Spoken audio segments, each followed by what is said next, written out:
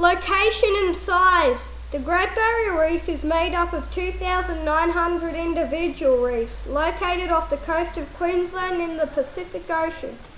It is the largest coral reef system but also the largest structure on Earth made by living organisms. It covers an area of 344,400 square kilometres, reaching from the Torres Strait at its northernmost point to Fraser Island in the south.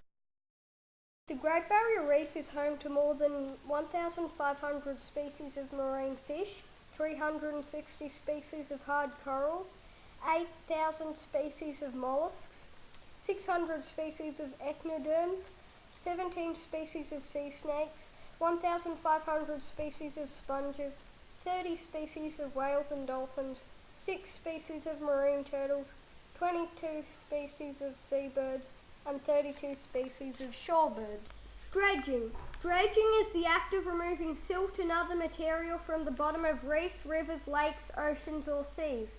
As sand and silt washes downstream, sedimentation gradually fills channels and harbours. This material must be periodically removed by dredging. Dredging is a huge threat to the clear waters of the Great Barrier Reef. Sand, clay and rock is dug up and then dumped in the Great Barrier Reef's waters. Fine sediments are thrown up into the water that can drift for over 100 kilometres, ruining the water quality and covering seagrass beds and coral. Unfortunately, many of the areas dredged are the feeding and breeding grounds of turtles, dugongs and other sensitive species. In 2014, a world first study found that dredging can more than double the level of coral disease, in particular white syndrome, which will cause coral tissues to fall off. Hundreds of scientists have signed statements expressing major concerns about the risks made by dredging and dumping into reef waters. There are also many organisations protesting against this threat.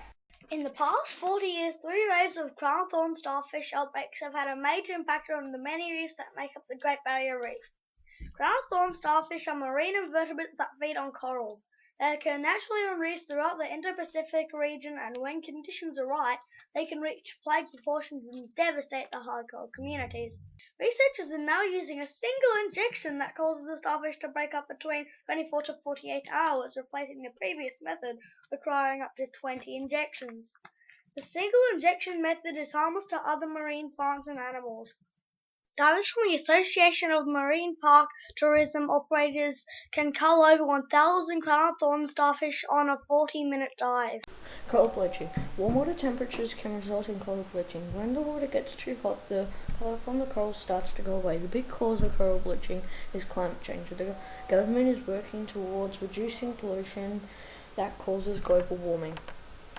Industrialisation affects the Great Barrier Reef. When people build things near the reef and dump things in the ocean, people dig trenches so the coal ships can get through to the ports, but as the ships are coming through, they break off coral. Some parts of the area around the Great Barrier Reef are now a national park, and people are now trying to make this park a bigger area. When you operate cars, planes, buses, and power stations, they make CO2. CO2 contributes to global warming. Sometimes the heat makes cyclones. Storms make big waves that destroy coral reefs.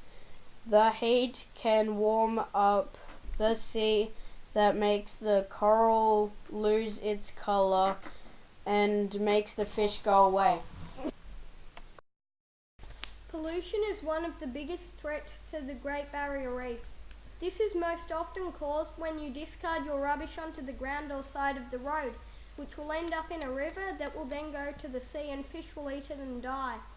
The Great Barrier Reef is also polluted by the runoff from mining or unnatural farming, mainly sprays used on fruit trees or berries. To stop this, people are encouraging others not to litter but to pick it up, and when farming, if using sprays, use ones that don't make such an impact. So what can we do? Reduce your carbon footprint. Your carbon footprint is the amount of CO2 that we produce. We can reduce the amount of CO2 that we make by going by bus because it can hold more people. Walk, don't drive if the trip isn't too far. Ride, don't drive. If you don't want to walk, just ride. It's good for you. Plant more trees because they can absorb CO2 and produce oxygen. Recycle, reduce, and reuse items and make things with your imaginations. Tell others what you can do about these threats to the Great Barrier Reef.